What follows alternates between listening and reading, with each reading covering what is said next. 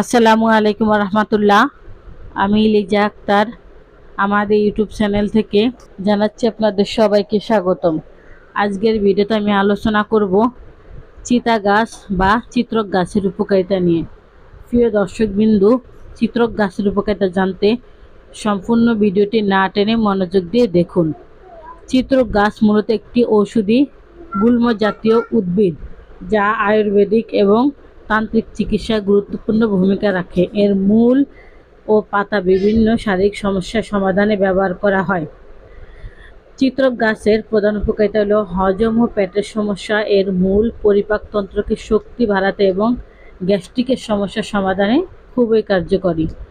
অর্শ বা পাইলস, চিকিৎসকদের মতে এই গাছের রাসায়নিক উপাদান যেমন ফ্লাভাজিন অর্শ রোগের চিকিৎসায় বিশেষভাবে উপকারী। ব্যথা উপশম, দাঁত ব্যথা এবং হাড় ভাঙার ব্যথায় এই গাছের মূল ব্যবহার দেখা যায়। ত্বকের সমস্যা, আঁচিল, ক্ষত এবং কুষ্ঠরোগের চিকিৎসায় চিতা গাছের মূল ও আঠা ব্যবহৃত হয়। টিউমার ও যকৃত, এর পাতা ও মূল টিউমার এবং যকৃতের লিভার সমস্যা প্রতিরোধে সাহায্য করে। প্রকারভেদ, সাধারণত 3 ধরনের চিতা গাছ দেখা যায় যাদের ফুলের রং ভিত্তিতে আলাদা হয়। শ্বেত চিতা বা সাদা চিতা, এটি মূলত বন জঙ্গলে বা বাগানে দেখা যায়। রক্ত চিতা, এর ফুল লাল রঙের হয় এবং এটি ফাইল চিকিৎসায় বেশ কার্যকর। নীল চিতা, এর ফুল নীল বর্ণের হয়। সতর্কতা, চিতা গাছের মূল বা আঠা অত্যন্ত উগ্র হতে পারে যা ত্বকে ফুসকা তৈরি করতে পারে, তাই বিশেষজ্ঞ কবিরাজের চিকিৎসকের পরামর্শ ছাড়া ব্যবহার করা উচিত নয়।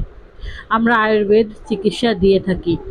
আয়ুর্বেদ ওষুধ বিভিন্ন লতাপাতা গাছগাছলা দিয়ে তৈরি করা হয়। এর কোনো পার্শ্ব প্রতিক্রিয়া নেই। তাই আসুন আমরা আয়ুর্বেদ চিকিৎসা নেই, নিজেও সুস্থ থাকি, পরিবারের সবাইকে সুস্থ রাখি। থ্যালাসেমিয়া বা রক্ত শূন্যতা সহ যে কোনো রোগের সমস্যা সমাধানের জন্য এখনই স্ক্রিনে দেওয়া ফোন নাম্বারে যোগাযোগ করুন অথবা আমাদের চেম্বারে চলে আসুন। আমাদের চেম্বারের ঠিকানা হলো কাওয়ানদিয়া বাজার, দিয়াবাড়ি ঘাট, ঢাকা মিরপুর 1। প্রিয় দর্শকবিন্দু, এত সময় আমাদের সাথে থাকার জন্য আপনাদের সবাইকে অনেক অনেক ধন্যবাদ। আজ এ পর্যন্তই। সবাই ভালো থাকেন, সুস্থ থাকেন। দেখা হবে পরবর্তীতে নতুন কোনো ভিডিও নিয়ে। আসসালামু আলাইকুম রহমতুল্লাহ। আল্লাহ হাফেজ।